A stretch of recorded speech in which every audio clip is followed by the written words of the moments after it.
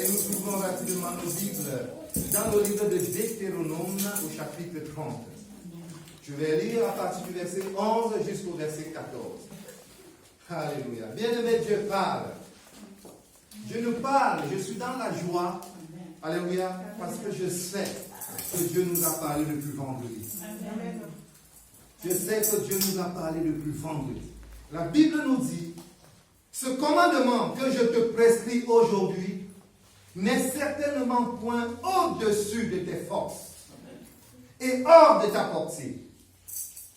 Il n'est pas dans le ciel pour que tu te dises, qui montera pour nous au ciel et nous l'ira chercher? Qui nous le fera entendre afin que nous le mettions en pratique. Verset 13. Il n'est pas de l'autre côté de la mer pour que tu te dises, qui passera pour nous de l'autre côté de la mer et nous l'ira chercher? Qui nous le fera entendre afin que nous le mettions en pratique? C'est une chose, au contraire, qui est tout près de toi, dans ta bouche et dans ton cœur, afin que tu la mettes en pratique. Amen. Oh, Dieu nous parle ce matin. Vous savez, Dieu, le Dieu que nous servons, est simple. Dieu n'est pas compliqué. Amen. Dieu ne fait pas les choses compliquées. Dieu n'est pas là pour nous compliquer la vie. Amen. Il fait tout. Dieu ne peut pas te demander de faire quelque chose qui est au-dessus de tes forces. Il ne peut pas te demander de faire quelque chose qui est au-dessus de ta portée. Non. C'est nous le problème. La Bible dit dans Ecclésiaste 7 au verset 29, Amen, que Dieu a fait des hommes droits. Dieu a fait les hommes avec des cœurs simples. Mais les hommes ont cherché beaucoup de détours. Les hommes ont cherché beaucoup de complications. La parole a été faite chère, bien-aimée. La parole a été faite chère. Elle est descendue parmi nous, pleine de grâce. Alléluia. Pleine de vie, pleine de gloire, pleine de vérité. La parole est descendue parmi nous. Et Dieu dit au verset 12 que cette parole n'est pas au ciel. Alléluia. Amen. Pour que tu te dises, mais qui ira la chercher pour nous? Afin que je l'entende pour la mettre en pratique. Des gens qui cherchent encore Moïse aujourd'hui. Vous savez, à l'époque de Moïse, il fallait qu'il aille sur la montagne. Amen. Il fallait aller sur la montagne. Et quand Moïse allait sur la montagne, il revenait avec la parole écrite, avec des mains de Dieu. Dieu lui-même avait écrit la parole et Dieu remettait à Moïse et lui disait, va parler à mon peuple. Cette époque est révolue, bien-aimé. Amen. Cette époque est révolue. La Bible nous dit la femme samaritaine. Vous vous souvenez?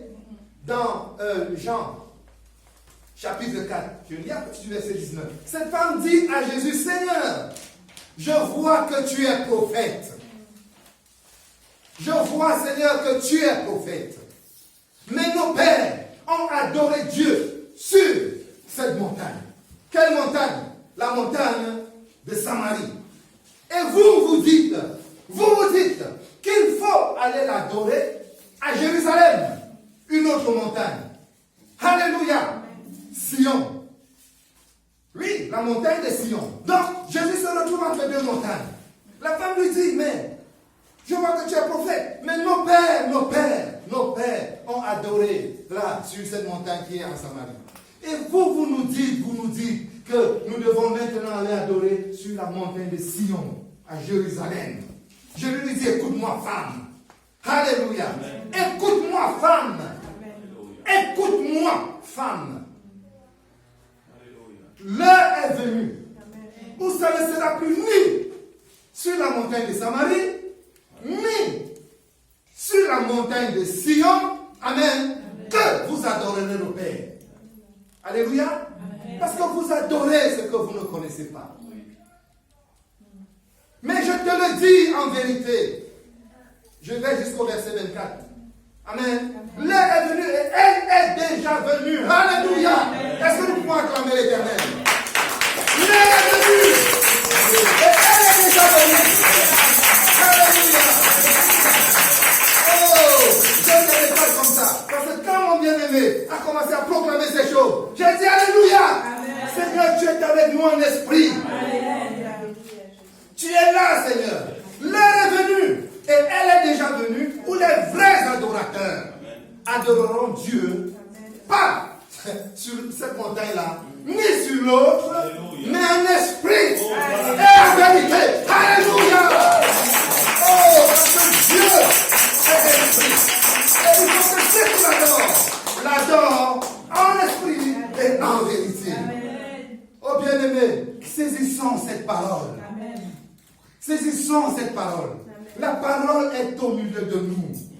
Elle est là, tu l'as entre tes mains. Combien de Bibles nous avons dans nos maisons? Combien de Bibles? Elle est là. Tu n'as pas besoin que Moïse ramène la parole de la montagne. C'est terminé ça. Amen. C'est terminé. Ce n'est pas possible. Alléluia. Et ensuite, la Bible nous dit, au verset 13, oh, il dit, elle n'est pas de l'autre côté de la mer. Cette parole n'est pas de l'autre côté de la mer. Pour que tu te dises, qui ira la chercher pour nous, pour que nous puissions la mettre en pratique?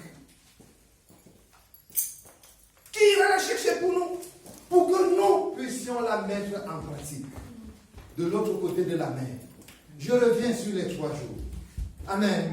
Vous voyez Naaman. Naaman, quand cet homme est arrivé en Israël pour voir le prophète Élisée, amen, c'était notre texte de base, n'est-ce pas?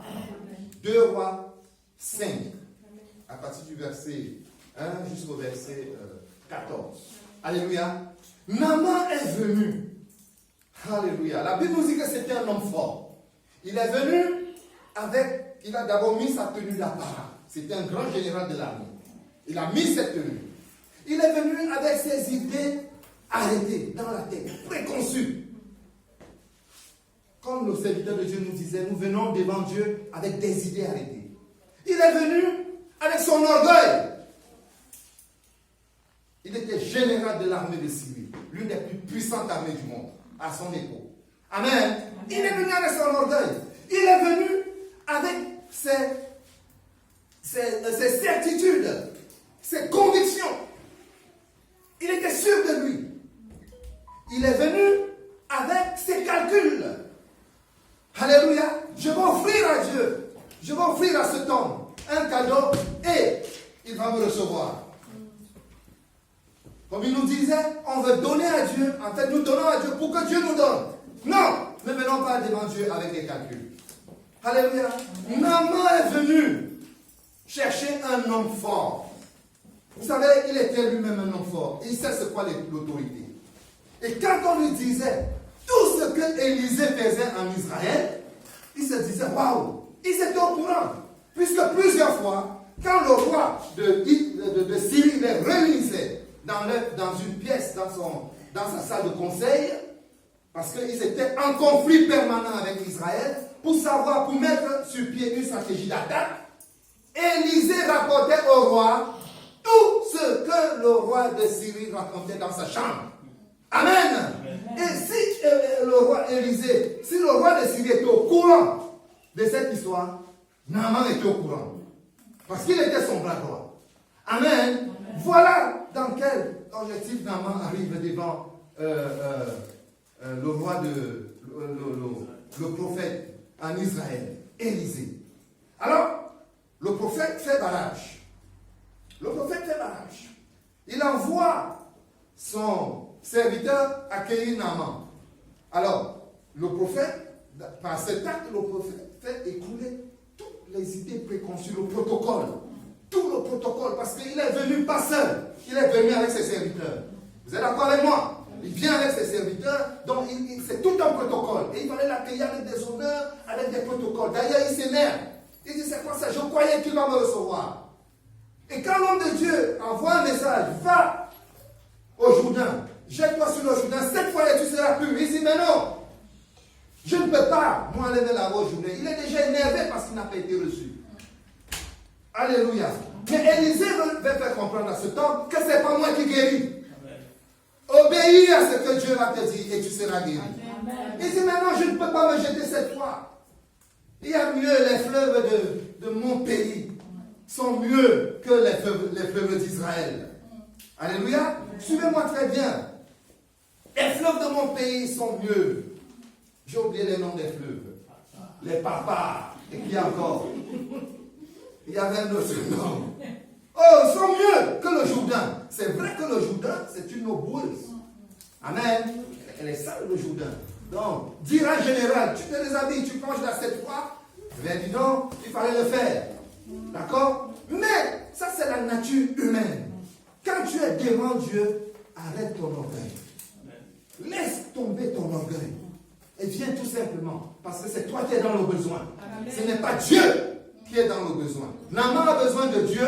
Ce n'est pas Dieu qui avait besoin de Naaman. Il avait un problème. Derrière son costume, il y avait la lèpre. Il y avait la lèpre. C'est une maladie terrible. J'ai été à Kinshasa. Maman, j'ai travaillé dans une léproserie. Je sais c'est quoi la lèpre. Je l'ai vu. J'ai vu les lépreux. Ce n'est pas du tout agréable à voir. Mais tout ça était couvert par ces gros costumes quand tu le voyais. Alléluia. Alors, ses serviteurs lui disent, Naaman, si le prophète, si Dieu t'avait dit, t'avait demandé quelque chose de compliqué, est-ce que tu ne l'aurais pas fait? 2 Rois 5:13. Est-ce que tu ne l'aurais pas fait? Mais lave-toi tout simplement, obéis à la parole de Dieu. Amen. Et tu seras pur. Et tu seras pur. Vous savez, j'aime Naaman. Parce que Naaman est allé au-delà de ce que même le prophète Élisée pouvait imaginer.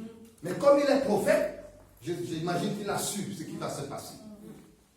Quand Naaman est sorti de l'eau, il a vu qu'il était guéri. Il était pur. Qu'est-ce que Naaman a fait? Ah là là. Il vient faire des cadeaux. Le prophète dit niet. Amen. Ça ne s'achète pas. Alléluia. Ça nous a été bien expliqué vendredi et samedi. N'est-ce pas? Ça ne s'achète pas. Qu'est-ce que Naaman dit? Bien-aimé, Naaman dit au prophète, donne-moi un peu de la terre d'Israël. Donne-moi un peu de la terre d'Israël. Pour que je l'amène dans mon pays en Syrie. Donne-moi un peu de la terre d'Israël pour que je l'amène dans mon pays en Syrie. Parce que là-bas, on ne connaît pas Dieu. Amen. Parce que là-bas, ce sont des païens. Ils ne connaissent pas l'Éternel. Parce que moi, à partir d'aujourd'hui, Naaman a pris une décision. Il a dit, mon Dieu, c'est Adonai. Alléluia. Oh, Naaman dit, mon Dieu, c'est Adonai. Il a dit au verset 17, je vais adorer Adonai. Parce qu'il n'y a aucun Dieu que lui. Personne n'a pu me guérir. J'ai fait tous les hôpitaux. Amen. J'ai vu des grands spécialistes. J'ai vu tous les meilleurs médecins du monde. Je n'ai pas été guéri. Si ce Dieu m'a guéri, je fais de lui mon Dieu. Naaman est converti, bien aimé. Il est converti. Alléluia. Et je me suis demandé, mais Seigneur, pourquoi Naaman a pris la terre? Pourquoi il a pris la terre? Pourquoi il fallait absolument qu'il prenne la terre? J'y suis resté longtemps, pasteur. Pourquoi il a pris la terre? Vous savez, les coutumes à l'époque, un homme ne peut pas adorer sans autel. Amen. Alors, j'ai compris que Naaman a pris la terre. Il voulait être sûr qu'il avait quelque chose de pur et de bon. Il l'a amené dans son pays. Il a bâti un hôtel à Adonai. Alléluia. Il a bâti un hôtel à Adonai. Et il a commencé à adorer. Puisque c'était un homme important. Et qu'il était accompagné de ses serviteurs. La nouvelle est partie. Naaman a été guéri. Vous savez ce qui s'est passé? Naaman a été guéri. Mais il a été guéri où? En Israël. Il y a un Dieu là-bas. Naaman a été guéri. Et maintenant, Naaman adore ce Dieu. Il a son hôtel, il adore ce Dieu. Je vous dis que les gens sont venus voir Naaman. Alléluia. Ils ont dit Naaman, maintenant qu'est-ce qu'on va faire? Le roi adore Nimrod. Je ne sais plus si c'est le nom du démon. Nimrod. Et nous sommes obligés d'adorer Nimrod. Maintenant, tu nous as amené le Dieu d'Israël. Qu'est-ce que nous allons faire?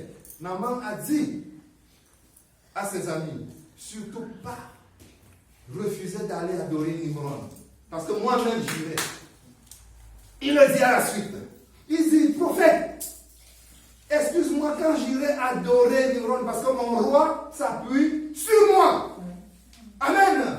Lisez l'histoire, on n'a pas le temps de lire toute l'histoire. Le roi s'appuie sur moi, donc j'irai souvent là-bas, mais mon Dieu, c'est Adonai.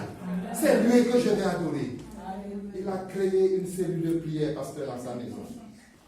En Syrie, ils ont commencé à prier. Oh Dieu, regarde ce peuple. Nous sommes dans le péché, nous sommes dans le désordre. Seigneur, aide-nous. Ils ont commencé à prier. Ne me demandez pas comment j'ai reçu ça parce que c'est pas écrit. Ils ont commencé à prier. Ils ont commencé à prier. Ils ont commencé à prier. Plus tard, Dieu parle à Jonas. Amen. Alléluia. Amen. Plus tard, Dieu parle à Jonas. Oui, bien-aimé. Plus tard, Dieu parle à Jonas. Il n'y a pas un lien entre 2 Rois 5, chapitre 2, écrit avec Jonas. Alléluia. Amen. Dieu dit que la parole que je vous donne est esprit et vie. La parole est esprit. Amen. La parole nous parle. Quand tu médites la parole te parle. Amen. Dieu te parle. Amen. C'est comme ça que quand tu la mets en pratique, elle devient la vie en toi. Elle commence à produire la vie en toi. Elle commence à produire la vie en toi. Amen. Amen. La parole est esprit et vie. Amen. C'est le Saint-Esprit qui a écrit la parole. Amen. Dieu parle à Jonas. Il dit, hey, Jonas, dépêche-toi. Va à Ninive. Il y a un peuple qui meurt là-bas. Ninive, j'ai fouillé. Ninive fait partie de la Syrie. Vous comprenez? Une ville rebelle, une ville de pécheurs, elle fait partie de la Syrie. Alors je crois que Naaman a créé un feu. Amen. Il a ouvert un front en Syrie. Et la prière est partie. Vous savez, les gens voyagent, ils se déplacent. Alléluia. Même, on n'est pas sûr que Naaman était encore là. Je ne suis pas sûr que Naaman était encore en vie. Mais le feu était allumé. Il y a des gens qui priaient. Il y a des gens qui priaient. Il y a des gens qui priaient. Et Jonas, sachant que les Syriens sont toujours en conflit avec Israël, Jonas refuse. Il dit à Dieu, je ne peux pas aller à Ninive, mais ils vont me tuer. Dieu lui dit, tu vas à Ninive. Parce qu'il y a des gens là-bas qui ont besoin de moi. Amen. Amen. Il y a des gens qui prient, Amen, qui ont besoin de Dieu. Jonas dit, mais non, ces gens-là, c'est des grands pécheurs. Je ne peux pas, Seigneur, ils sont terribles. Comme s'ils connaissaient ces gens plus que Dieu. Amen. Bien-aimé, Dieu dit à Pierre, écoute-moi Pierre, tue et mange. Pierre dit à Dieu, je ne peux pas manger ce qui est impur. Dieu dit à Pierre, ne regarde pas ce qui est pur.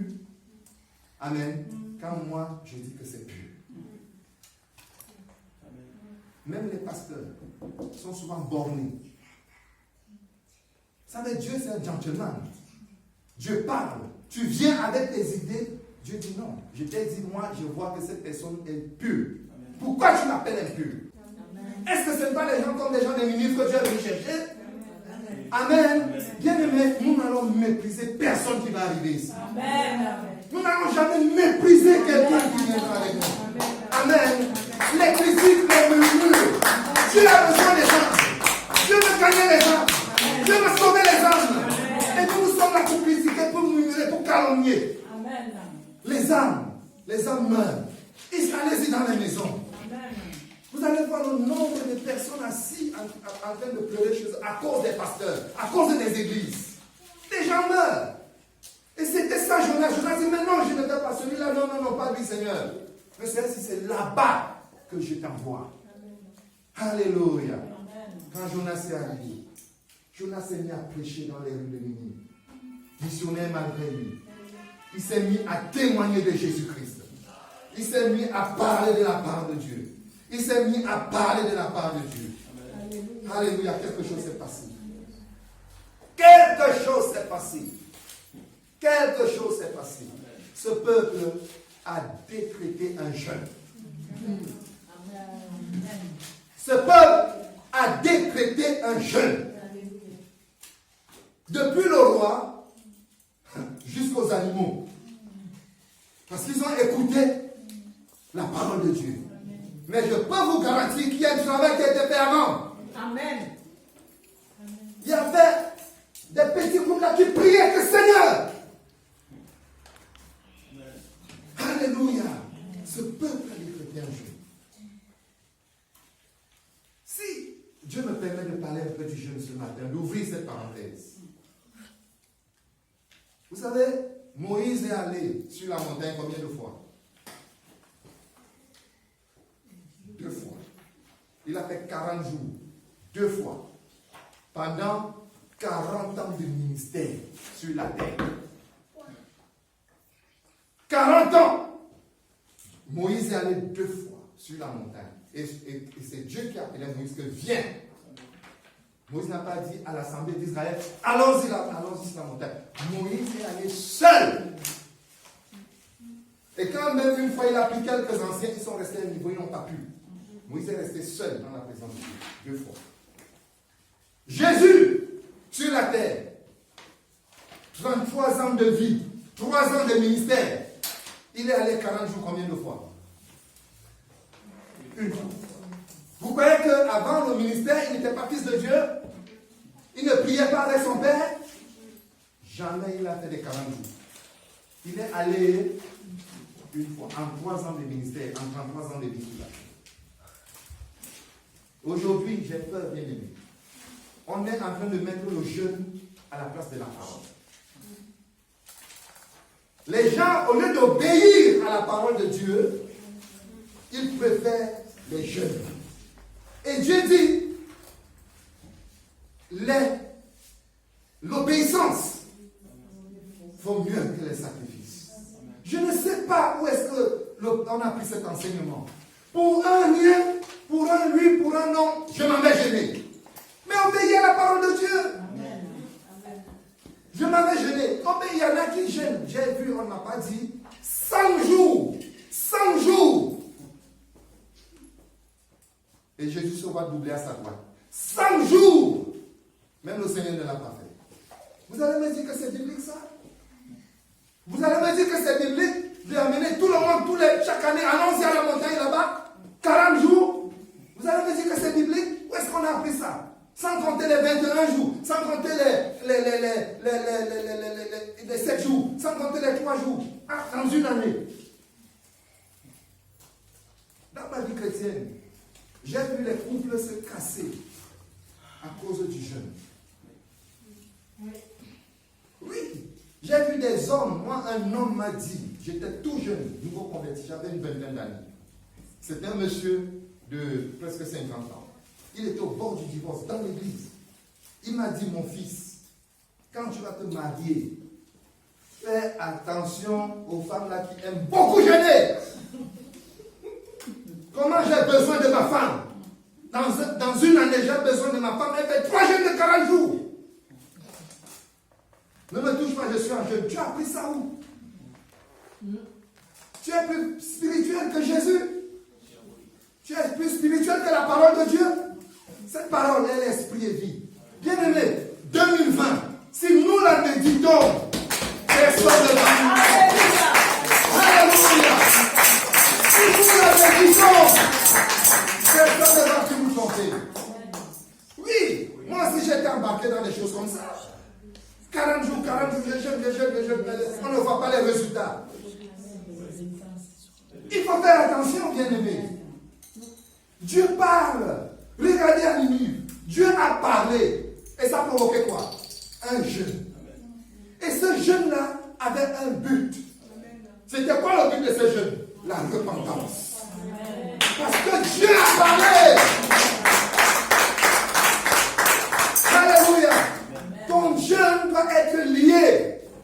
dans l'obéissance à la parole de Dieu. Amen. Si Dieu te parle, jeûne. Moi, je ne suis pas contre le jeûne. Je jeûne. Si Dieu te parle, vas-y en jeûne.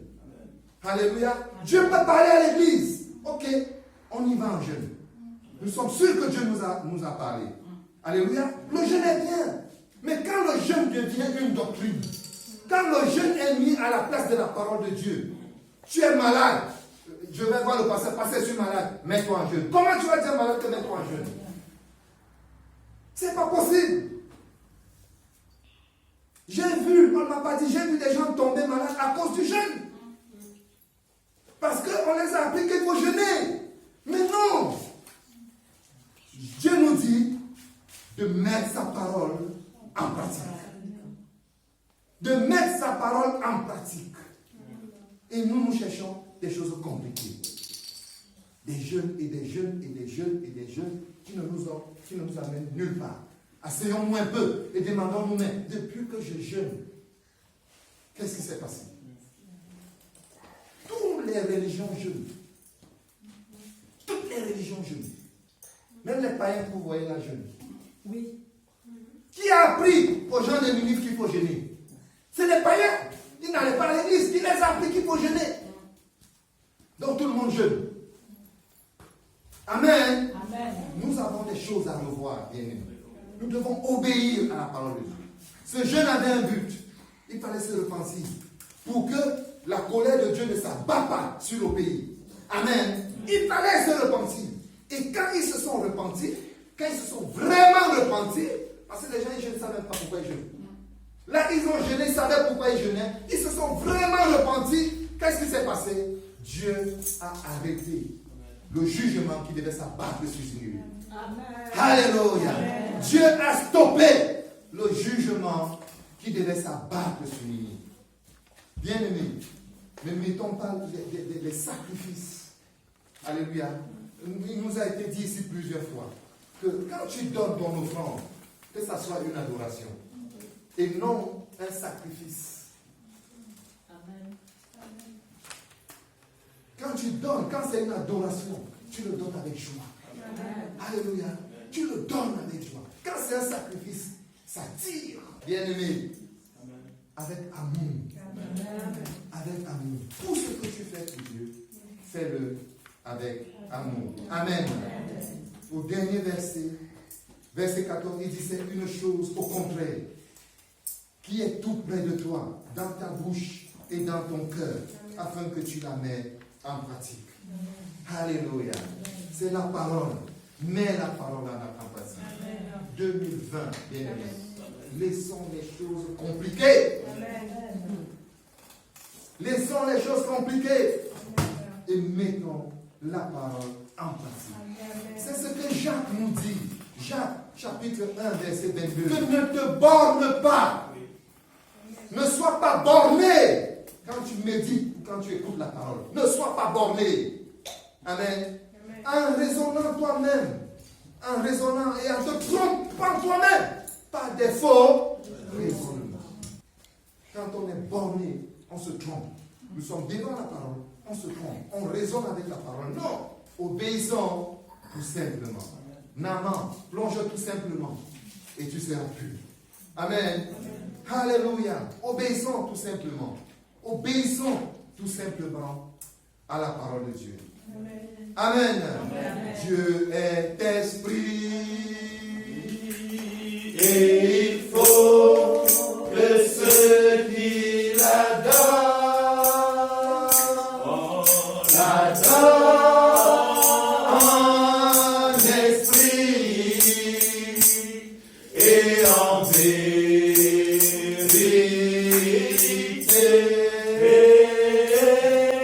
L'adorent en esprit et en vérité.